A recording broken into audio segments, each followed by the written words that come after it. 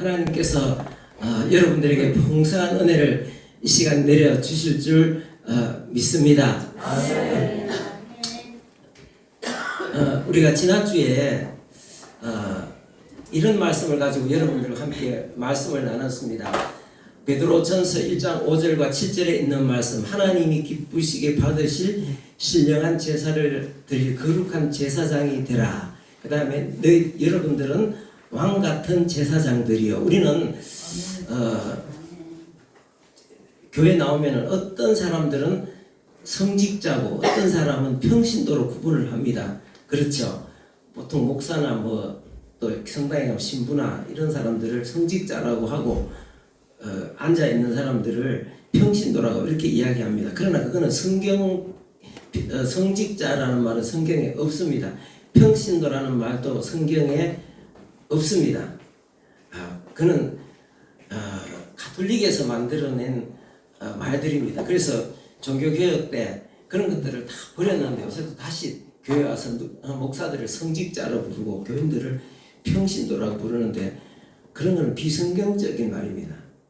그래서 우리가 그런 건 없습니다. 우리는 예수님께서 우리 죄를 대신해서 십자가에 죽어 주셨습니다. 옛날에 구약에 보면 구약 성전에 이스라엘 백성들이 이제 7월 10일에 모여갖고 그날은 하나님이 죄를 사해 주시기 위한 절기입니다. 7월 10일 되면 제사장이 그 손에다가 송아지를 잡아서 피를 이렇게 바쳐갖고 성전에 들어갑니다. 성전에 쫙 들어가면 성전이 두 칸으로 되어 있습니다.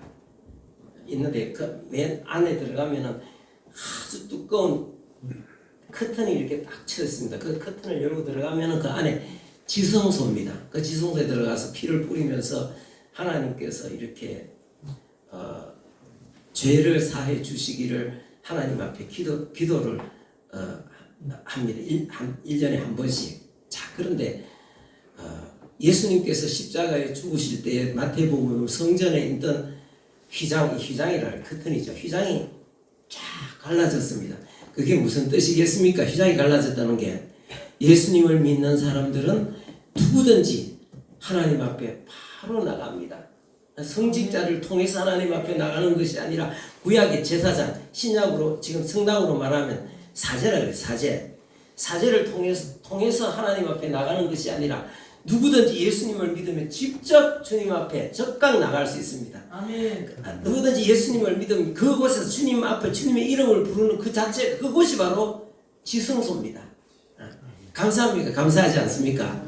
그래서 나중에 가톨릭이 계급을 성직자로 나누고 평신도로 나누고 성직자들에게는 성직자 복장을 입혔습니다. 그것도 성직자들도 보면은 또 신분이 또 다릅니다. 처음에 불교, 사제, 주교, 대주교, 총대주교, 총대주교, 주기경, 그 다음에 위에 올라가면 교황 이렇게 나옵니다. 그래서 이 주교들도 사제들도 이렇게 아주 그 신분이 계급이 명확하게 있습니다. 명확하게. 그러나 여러분 우리 교회는 계급이라는 게 없습니다. 목사가 제일 높고 장로가 그 다음 높고 그 다음에 무슨 안수 집사가 높고 절대 그런 거 아닙니다. 그 다음에 집사는 제일 핫발이고 그 다음에 그것도 아닌 아무것도 아닌 그렇게 생각하는 사람들이 있습니다. 그런 생각은 세상의 어떤 방식이고 가톨릭 사고 방식입니다. 성경에는 누구나 다 같은 한 아버지를 모신 한 아버지의 사랑스러운 아들들입니다. 자녀들입니다. 그러니까 이런 계급이 아니라 교회 안에서는 직분은 자기가 받은 그 은사에 따라서 어떤 소질에 따라서 하나님이 주신 은사 소질에 따라서 하는 일이 다를 뿐입니다. 목사 저 사람은 앞에서 성경을 잘 깨닫고 잘 가르치니까 너는 앞에 서서 말씀을 가르치는 목사가 되라. 목사 성경에는 장로라고 하고 감독이라고도 합니다. 감독, 장로. 베드로도 뭐라 그랬습니다. 나는 장로다 그랬어요. 장로 중에 한 사람이다. 장로 중에 하나다. 이렇게 말을 했습니다. 그러니까 같은 장로라도 너는 말씀을 잘 전해. 너는 안에서 설교하는 장로. 또 근데 보통 장로들은 교인들 잘 돌보고 이렇게 행정 같은 거 일, 그다음에 두량을 잘하니까 너는 그냥 교회 전체를 돌보는 교인을 대표해서 돌보는 장로. 그다음에 집사는 또 여러 가지 이런 일 저런 일 다 해서 집사는 뭡니까? 옛날로 치면 우리나라 말로 치면 하인입니다. 하인. 그래서 목사도 집사의 자세로 일을 해야 됩니다. 예수님도 그래서 나는 집사 중에 있느니라. 주님 자신을 집사라고 이야기했어요. 예수님도. 그러니까 우리는 계급이라는 게 없습니다. 하는 일이 다를 뿐입니다. 하는 일이 다르고 부름받은 부분이 다를 뿐이지 여기는 계급이 전혀 없다는 사실. 오히려 우리 모두가 다 어떤 사람들입니까? 제사장입니다. 내가 적극 하나님 앞에 나가서 내 자신을 위해서 하나님 앞에 내 죄를 인해서 하나님 앞에 내 죄를 사달라고 하나님을 만날 수 있는 제사장. 그 다음에 우리 가정이나 우리 친구들이나 믿지 않는 사람들을 위해서 기도해 줄 자격과 책임이 있는 왕 같은 제사장입니다. 아멘. 그래서 가톨릭처럼 죄를 지었다고 하고 앞에 나가고. 여러분 생각해 보십시오. 내가 일주일 동안 오만 여러 가지 사람도 죄를 많이 짓잖아요. 뭐 싸움기도 하고 어떤 사람은 바람도 피고 어떤 사람은 도둑질도 하고 훔치기도 하고. 그런데 적어가지고 자기 죄가 하도 많아 적어갖고 가갖고 성당에 그 앞에 들어가면 요만한 방이 하나 있는데 그 구멍이 이런 데 있습니다. 그거 갖고 알고 사실 뭐 다른 것도 잘 모르겠지만 뭐 무슨 어디 나가고 누구하고 바람 피고 이런 거는 앞에 이야기하려면 창피스럽겠어요. 기가 막히잖아요. 그죠? 응? 그래갖고 내 같으면 내가 만약에 그런 것 같으면은 내 같으면 내 그거를 빼지 싶어. 이거는 도저히 내가 나중에 그 신부님 나중에 봐야 되는데 얼굴 봐야 되는데 이 이야기를 어떻게 하겠어? 누구하고 바람 피웠다는 거 이거는 내 이야기하지 못할 것 같아. 그래갖고 뭐 무슨 죄를 지었습니다 하면은 하나님이 사랑으로 다 사해 주셨습니다. 나가가지고 어떤 기도를 하고 또 어디 가서 봉사를 하고 이제 이야기를 해주고는 그게 아니라 그래 이 중간에 사제나 제사장이나 똑같거든. 말이 같은 말이거든요. 거꾸로 또 사제 제사장 같은 말입니다. 신부들을 사제라고 그러잖아요. 하나님과 나 사이에 중간에서 다리를 놓는 것. 그 다리를 놓는 게 아니라 내가 직접 하나님 앞에 나갑니다. 예수님을 믿는 사람은 직접 교회 나와서 하나님 앞에 나가는 게 아니라 교회에서도 물론 하나님 앞에 나가지만 자기가 있는 어디서든지 어느 장소든지 그래서 우리가 항상 우리가 하나님 앞에 기도할 수 있는 왕 같은 제사장이라는 사실을 여러분들이 꼭 기억하고 우리가 당당하게 왕 같은 당당하게 누구한테 가고 나를 위해서 기도해 주세요. 내가 죄를 지었습니다. 죄를 사해 주세요. 그게 아닙니다. 아시겠습니까? 우리 하나님 앞에 당당한 권리를 가지고 하나님 앞에 나가서 내 자신 죄 같은 게 있으면 빨리 회개해야 됩니다. 할 때 언제든지 하나님 앞에 기도하면 됩니다. 자, 여러분 기억하십시오. 성직자 평신도가 따로 없습니다. 아시겠습니까? 자, 다음 한번 보십시오. 이런 것도 이제 성당에 가면은 사제들을 갖고 신부님이라 그래, 신부라 그래. 저게 무슨 뜻이냐면은 우리를 길러주시는 하나님을 대리해서 우리를 이렇게 양육해주는 아버지라는 뜻입니다. 이런 용어는 맞지 않습니다. 우리는 아버지가 아니라 다 같은 뭡니까? 형제입니다. 형제. 성경이 분명히 그렇게 말씀하고 있습니다. 이거 나오죠. 마태복음 23장 2절 말씀 한번 읽어보겠습니다. 시작. 땅에 있는 자를 아버지라 하지 말라. 너희 아버지는 한 분이시니 곧 하늘에 계신 이시니라. 땅에 있는 사람을 아버지라 하랬습니까? 안 했습니까? 우리는 여러분도 저보고 목사님 이렇게 안 하고 이영락 형제님 이렇게 불러도 됩니다. 우리 사모님 보고도 이경자 사모님 이렇게 불러도 왜 성경에 땅에 있는 자를 아버지라고 하지 말라. 너희 아버지는 한 분이시니 뭐라 그랬어요? 곧 하늘에 계신 이시니라. 이렇게 말씀하고 있잖아요.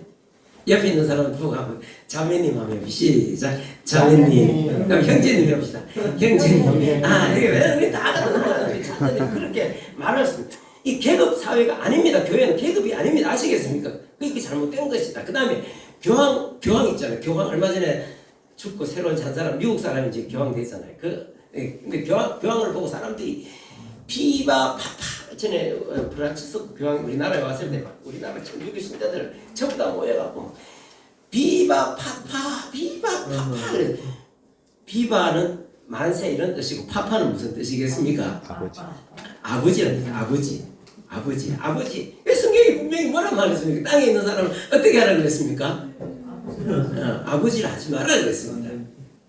자, 그 신부 이런 거는 용어 자체가 평신도 성직자를 나누는 좋지 않은 겁니다. 교황 이런 것도 다 막 같은 사제니까. 그러니까 이런 건 성경에 저런 건 없습니다. 그럼 목사 우리가 앞에서 설교하는 저도 이영남 목사잖아. 그 목사는 번역이 잘 된 거냐? 이것도 잘 된 거 아닙니다. 성경에도 목사라는 번역은 딱 한 군데 나옵니다. 에베소 4장 11절에 나옵니다. 자, 목사라 그러죠. 자, 여기 보면은 자, 목사는 한문으로 써갖고 이렇게 양을 기르다 할 때 목자에다가 스승사자를 썼습니다. 그런데 성경에 거기는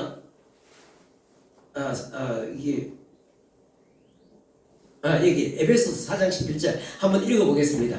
시작. 그가 어떤 사람은 사도로, 어떤 사람은 선지자로, 어떤 사람은 복음을 전하는 자로, 어떤 사람은 목사와 교사로 주셨느니라. 교회 안에 직분이 있는데 직분 중에 뭐가 있어요? 어떤 사람은 목사와 교사로 주셨다. 이게 목사가 여기 나오죠. 근데 목사가 이게 번역이 잘못된 번역입니다. 이게 우리가 위에서 번역을 보면 이렇게 나잖아요. 목사 여기 에베소서 그 4장 11절에 목자라고 이제 이렇게 목사라고 이렇게 번역해 놨는데 목사가 아니라 여기 있잖아요. 여기 있잖아요. 여기 목사라고 해놨잖아. 이 번역이 잘못돼. 어떤 사람은 목사로 주셨느니라.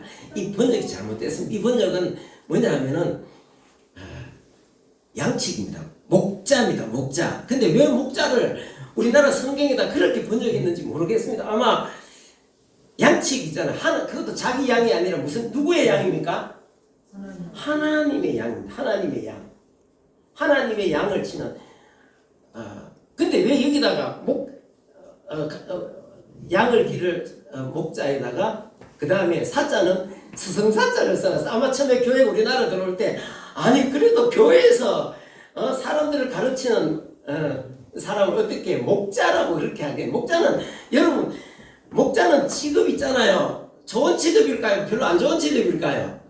내가 유대 나라에 가봤어. 가가지고 그 광야에서 양치는 사람 봤거든.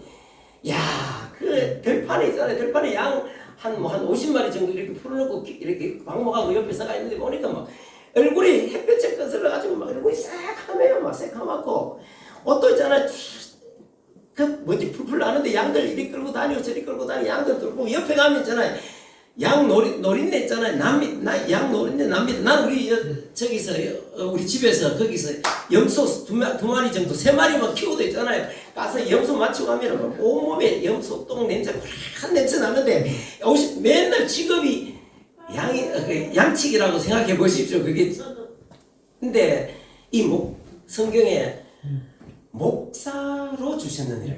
목자로 주셨느니라. 그런데 야, 우리나라 사람들 생각이 어떻게 교회에서 사람들을 가르치기 교회를 이끌어가는데 어떻게 목자라고 양치기라고 하면 되겠나. 그래갖고 스승사자를 써가지고 목사로 이렇게 번역했는데 그것도 옳은 번역은 아니라는 것을 여러분들이 꼭 기억하시기를 바랍니다. 저는 여러분들 좌우 나는 스승 그런 관계가 아니라 우리는 다 같은 한 형제입니다. 형제고 형제인데 하나님 앞에 한 형제인데 내가 받은 직분이 교회를 이끌어가고 설교하는 직책으로 세워졌을 뿐입니다. 그러므로 여러분들도 항상 우리는 하나님 앞에 평신도 무슨 성직자 그런 게 아니라 다 같은 하나님의 존귀한 하나님의 자녀로서 우리는 다 당당하게 여러분들이 왕같은 제사장으로서 당당하게 여러분들이 책임을 다해서 여러분들의 신앙을 여러분들이 주도적으로 신앙생활을 하고 다른 사람들을 일으켜 세워주는 그런 하나님의 자녀로 살아갈 수 있기를 바랍니다. 나는 여러분들이 제발 그랬으면 좋겠습니다. 왜 기도할 때 꼭 어떤 사람 교회 오면은 처음 오는 사람이나 뭐 아픈 사람이 이런 사람은 목사가 기도해야 되고 사모님은 가서 기도해 줘야 됩니까? 여러분도 다 같이 기도해 줘요. 우리 김면 선생님 아시겠죠? 예. 우리 김면 선생님도 또 믿음의 집에 가면은 밑이라는 이래 받드는 케어하는 식구들이 있잖아요. 몇 명 있습니까? 3명이죠. 3명 지금 목사잖아요. 목사님이 아닙니까? 목자 맞아요, 안 맞아요? 목자 맞습니까, 안 맞습니까? 김미연 선생님의 양이 아니고 누구의 양입니까? 하나님의 양들. 국가에서, 그것도 하나님의 양들 국가에서 사회복지사라는 이름 딱 해갖고 맡겨준 얼마나 소중한 양들이잖아. 그 돌보고 케어하는 거나 교회에서 내가 설교하는 거나 뭐 약간 그게 다를 뿐이지 똑같아요? 달라요? 예? 똑같잖아. 같은 거야. 그래서 우리가 우리 직분들을 귀하게 여기고 우리 하나님 앞에 이런 존재라는 것을 알고 우리 항상 그것을 꼭 아셔야 됩니다. 자, 오늘 성경 말씀에는 같은 연장선상에서 한번 읽어보겠습니다. 자, 같은 연장선에서 여러분들께 함께 나누고자 하는 말씀. 자, 2장 1절 말씀 다시 한번 읽어보겠습니다. 시작. 나의 자녀들아, 내가 이것을 너희에게 쓰면 너희로 죄를 범하지 않게 하리 함이라. 만일 누가 죄를 범하여도 하나님 아버지 앞에서 우리에게 대언자가 있으니 곧 의로우신 예수 그리스도시라. 예, 이게 요한 1서가 사도 요한이 아시아에 있는 교회에 보낸 편지입니다. 편지인데 내가 요한 1서 1장, 2장, 3장, 4장, 5장까지 있잖아요. 원래는 장수가 없었습니다. 근데 이 하나의 편지입니다. 내가 이 편지를 아시아에 있는 여러분들에게 이 편지를 보낸 것은 목적이 뭐라 그랬습니까? 여기 나오죠. 목적이 나오죠. 뭡니까? 다시 한번 읽어봅시다. 시작. 나의 자녀들아, 내가 이것을 여러분에게 쓰면 여러분들로 죄를 범하지 않게 하려 함이라.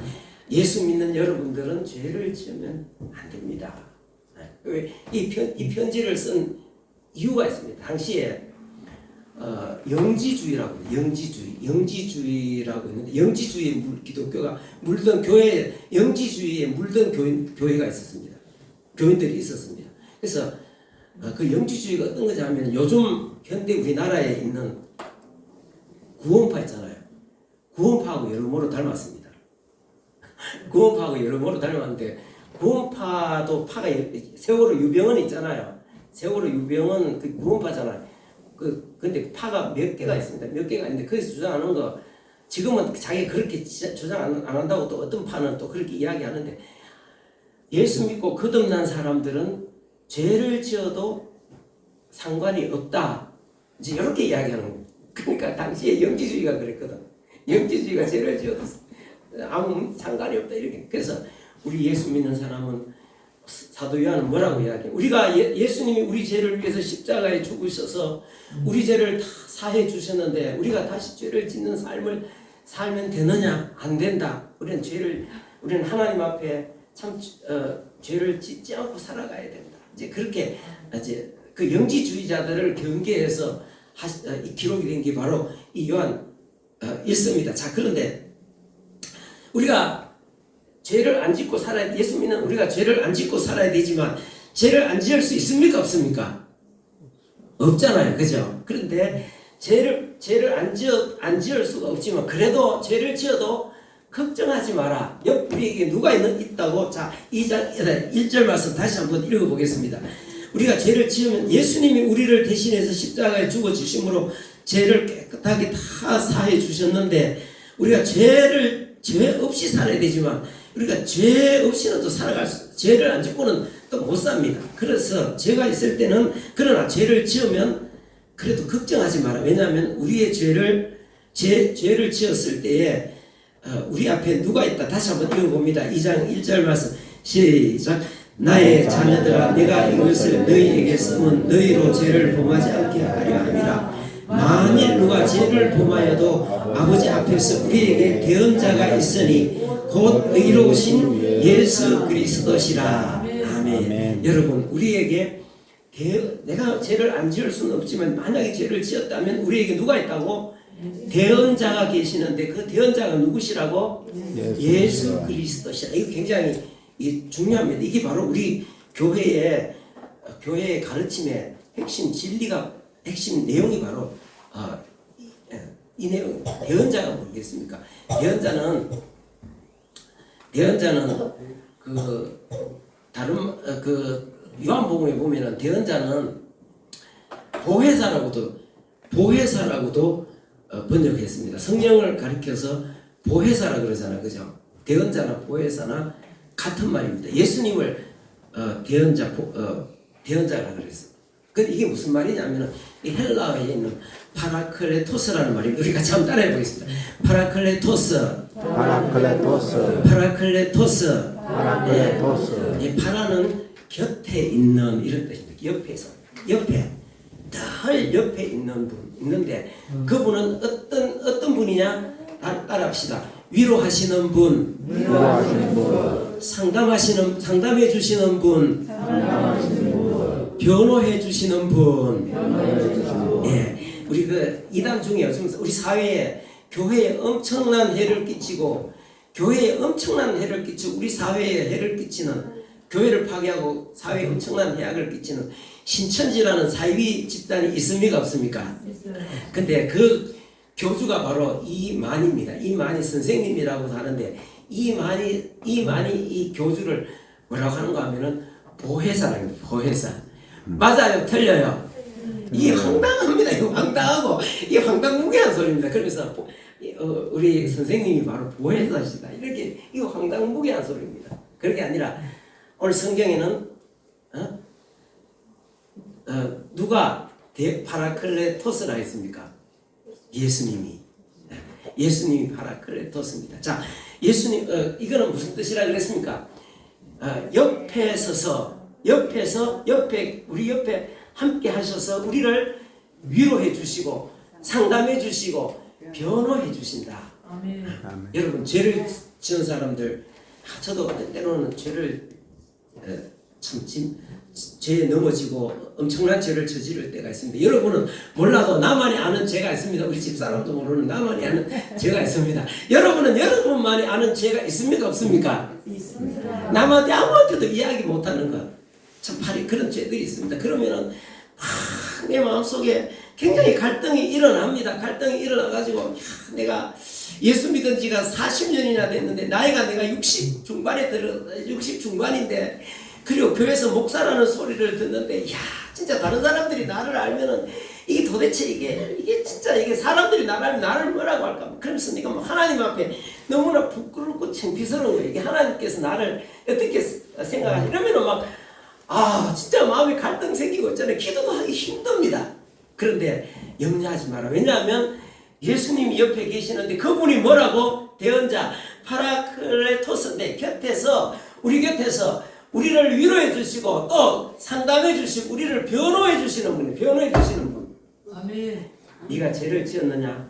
염려하지 마라. 내가 너를 위해서 십자가에서 죽었노라. 이렇게 말씀하시면서 우리를 위로해 주시고 상담해 주시고 변호해 주시고 이거는 법정에서 쓰는 말입니다. 법정에서 여러분들은 무슨 문제가 있어가지고 그 법정에 서본 적이 있습니까 없습니까? 없습니다. 없습니까? 네. 저도 법정에 한번 서봤습니다. 전에 여기 우리 교인 중에 한 사람이 증언해달라 해갖고 내가 증인석에 가봤습니다. 여러분 뭔 죄를 지어가지고 법정에 서면은 떨리겠습니까? 안 떨리겠습니까? 아무 죄를 안 지었는데도 막 법정에 갔는데 저 상대방이 원고고 내가 피고가 되고 여기 이제 판사가 앉아 있고 저 검사가 앉아 있는데 다 앉아 있는데 가면은 내가 죄를 안 지었어도 법정에 가면은 막 이런 말 저런 말 할 때 막 하면은 굉장히 떨릴 것 같아. 그때 법정에 섰을 때 옆에 필요한 존재가 누굽니까? 변호사입니다. 왜냐하면은 변호사가 옆에 서가지고 떨지 마세요. 떨면 안 됩니다. 떨지 마세요. 마음을 차분하게 가지고 담대하게 옆에서 이제 위로를 해주는 거야.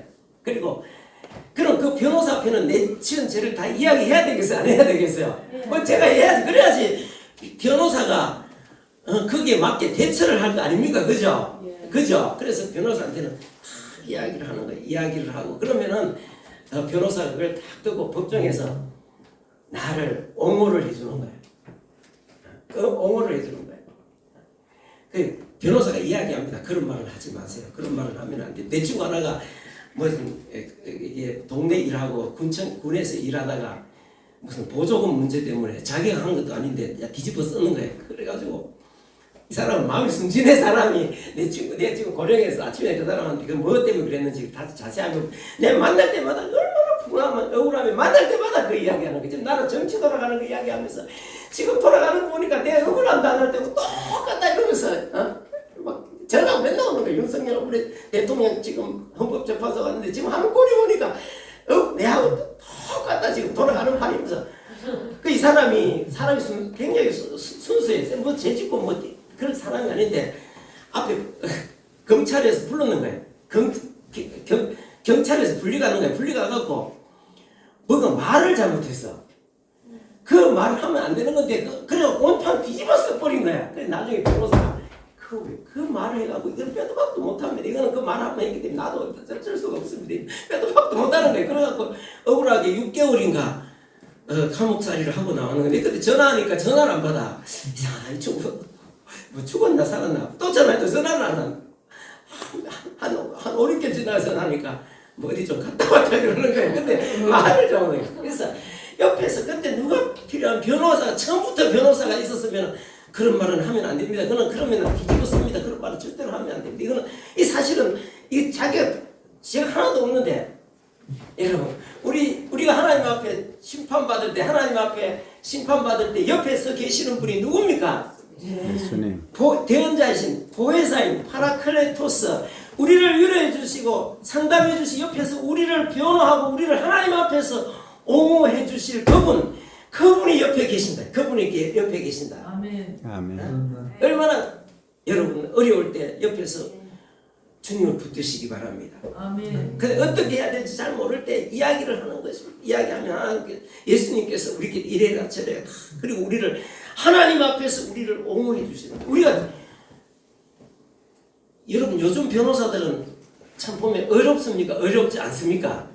네, 어렵지 않죠. 또 실력 있는 사람들, 뭐 대법관 출신 이런 사람들은 돈만 많이 주면 죄 없는 사람도 죄로 만들어 부르고 죄 있는 사람도 죄를 없애고 여러분 이거 나중에 하나님 앞에 전부 다 엄청난 심판 받습니다. 성경에 다 말씀하고 있습니다. 그렇지만 예수님은 의로우신 분입니다. 왜냐하면 이미 우리가 지은 죄를 미리 십자가에서 다 대신 죽어주셨기 때문에 아멘. 그래서 우리는 늘 죄가 있을 때마다 어려울 때 마음이 어려울 때마다 주님 앞에 나가서 상담을 하는 말씀을 세속하게 말씀을 드리는 그러면 주님께서 우리를 하나님 앞에서 제사장으로서 지금도 우리를 위해서 하나님 보좌 우편에서 우리를 위해서 하나님 앞에서 기도하시는 거. 우리 죄 사함을 위해서. 아멘. 그러니까 우리는 항상 주님 예수님을 붙들고 나가서 어떤 죄를 저질러서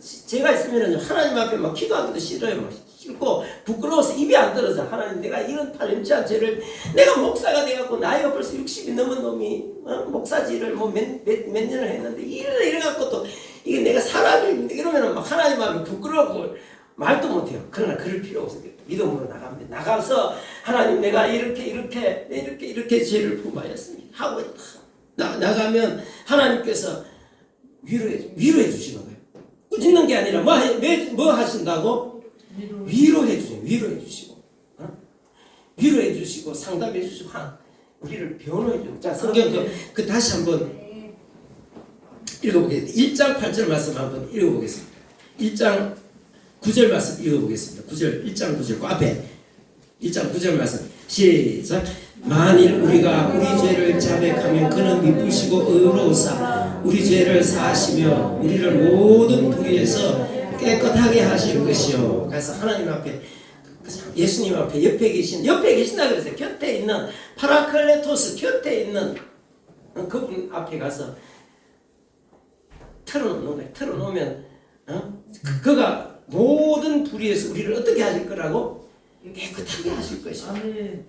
왜냐하면 그러기 위해서 깨끗하게 하실 자격이 있는 분이다. 왜냐하면 십자가에 우리를 대신해서 이미 다 값을 치루었기 때문에. 아멘. 그래서 여러분 우리는 있잖아요. 나중에 언젠가는 하나님의 심판 앞에 섭니다. 그때에 끝까지 우리 옆에서 우리를 붙들고 계실 분 누구십니까? 우리를 하나님 심판대 앞에서 우리를 변호해 주실 분 누구십니까? 오늘 성경에 보니까 예수님. 아멘. 얼마나 네. 이거 여러분 이걸 분명하게 붙들어야 됩니다. 우리가 자꾸 성당 이야기해서 미안합니다만은 성당에 가면은 이게 왜냐면 이런 것들이 이렇게 대언자 대신 예수님의 어떤 이런 빛을 가리는 게 성당에 가면 그런 내용들이 많습니다. 그래서 여러분들에게 말씀을 드리는 거예요. 성당에 가면 기도문 중에 마리아에게 바치는 성모성이라는 기도 있어요. 성모경이라고도 합니다. 근데 그게 200년 전에 그 오스트리아의 그 유명한 작곡가 슈베르트가 곡을 붙여가지고 아주 굉장히 명곡입니다. 명곡. 근데 특히 우리나라 그 세계적인 성악가 누구죠? 조수미가 이걸 가는 데마다 부르기 때문에 가는 데마다 천주교 신자니까 이게 얼마나 영광스럽겠습니까? 그죠? 얼마나 영광스럽게 가는 데마다 부르기 때문에 또 이 노래가 특히 굉장히 유명한 사람이 이 노래를 작곡을 여기다가 성모송에다가 곡을 붙였기 때문에 아주 음악적으로도 굉장히 대단하겠죠. 그리고 특히 조수미 같은 사람이 이 세계적인 명곡을 가는 데마다 부르니까 우리나라 사람들도 저 노래를 굉장히 좋아합니다. 그렇지만 이런 거 이거 보면요, 이거는 오늘 성경에 나오는 대언자이신 예수 그리스도의 빛을 흐리게 만드는 거예요. 그거 한번 읽어보겠습니다. 그 성모송 한번 제가 한번 읽어볼게요. 은총이 가득하신 마리아님 기뻐하소서. 주님께서 함께 하시니 여인 중에 복되시며 태중의 아들 예수님 또한 복되시나요? 이거는 누가복음 1장에 나오는 내용입니다. 여기는 누가복음 1장에 요거 나옵니다. 그다음에 중요합니다. 천주의 성모 마리아님 이제와 저희 죽을 때에 저희 죄인을 위하여 빌어주소서. 아멘. 이렇게 나옵니다. 이게 어디가 잘못됐습니까? 예? 천주의 성모 마리아님 이제와 저희 죽을 때에 저희 죄인을 위하여 빌어주소서. 어디가 잘못됐습니까? 예? 우리 죽을 때에 저희 죄인을 위하여 빌어주소서. 우리가 죄가 많은데 내가 죽어서 하나님 앞에 설 때 내 죄 때문에 하나님 앞에 어떻게 서겠습니까? 그런데 성모님께서 나의 죄를 다 덮어달라고 나를 위해서 뭐 해달라고 옆에서 빌어달라는 겁니까? 성경에 말하면 변호해달라 이 말입니다. 변호해달라. 그럼 맞아요, 틀려? 성경에 그런 내용 있습니까, 없습니까? 아무리 곡이 명곡이고 우리나라 참 세계적인 성악가가 불렀어도 아닌 거는 아닌 거고, 이거 봐, 우리 죽을 때에 우리 곁에서 끝까지 우리 곁에서 우리 이 땅에 마지막 호흡할 때에 우리를 위로해 주실 분 누굽니까? 주님 하나님 앞에서 우리를 감싸 주시고 변호해 주실 분 누굽니까? 십자가에서 죽으신 예수 그리스도, 오직 그분밖에는 없습니다. 아멘. 우리는 절대 그거 아셔야 됩니다. 여기 이 가톨릭에서 세계적인 베스트셀러가 있습니다. 우리나라 사람 쓴 책은 아닌데 마리아의 비밀이라는 책이 있습니다. 그 내용 보면 책의 내용에 보면 이런 내용이 있습니다. 자, 여기 보면은 우리는 마리아를 통하지 않고 즉 마리아의 중개와 마리아의 협조 없이는 결코 주님께 가지 말아야 합니다. 우리는 예수님께 기도할 때에 마리아 없이는 모든 것을 하지 말아야 합니다. 결단코 하지 말아야 합니다.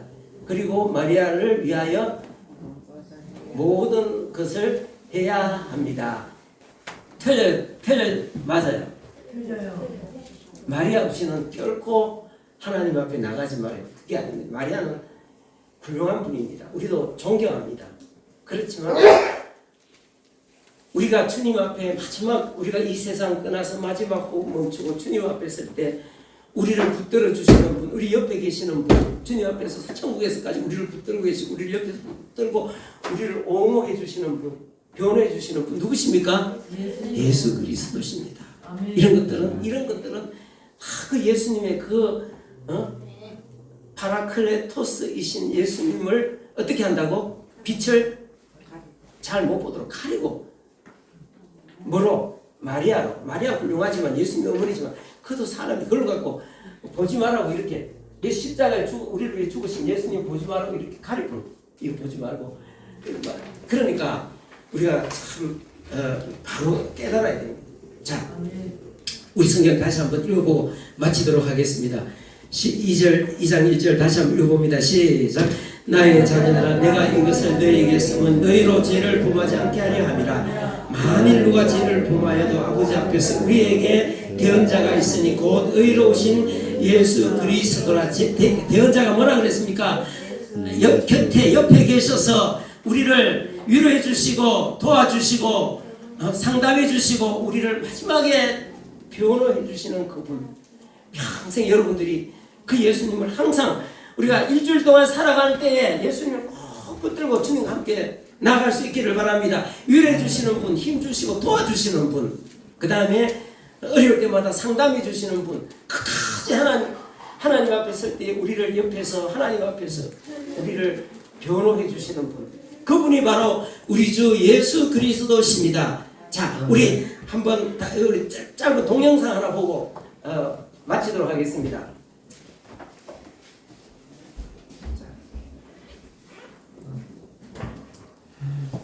잘 들어요. 크게 내 뒤에 뭐라고요? 내 뒤에 강 여사님 뒤에 손이 있어요.